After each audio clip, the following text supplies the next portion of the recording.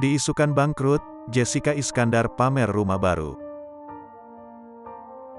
Aktris Jessica Iskandar pamer rumah baru di tengah isu kesulitan bayaran tunggakan cicilan rumah. Jessica Iskandar sebelumnya merugi hampir 10 rupiah miliar karena diduga ditipu rekan bisnisnya. Akibat kejadian tersebut, Jessica Iskandar pun diisukan bangkrut. Di tengah kehebohan tersebut, kini Jessica Iskandar pamer rumah baru di Bali. Kabar tersebut terungkap saat pemain film Dea Lova ini membagikan momen syukuran rumah baru melalui media sosial. Dalam video yang dibagikan, Jessica Iskandar, Vincent Verhaak, dan kedua anaknya kompak mengenakan pakaian adat Bali. "Yeay, hari ini kita selamatan rumah baru," tulis Jedar, sapaan akrabnya di Instagram, dikutip Rabu, tanggal 30 November tahun 2022.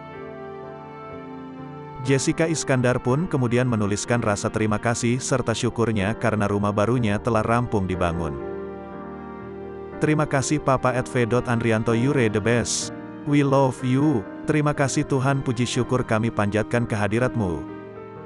Semoga selalu kita diberikan kesehatan, kebahagiaan, kesuksesan, dan kenyamanan di rumah baru kami. Amin. I'm super happy and full of blessings," tambahnya.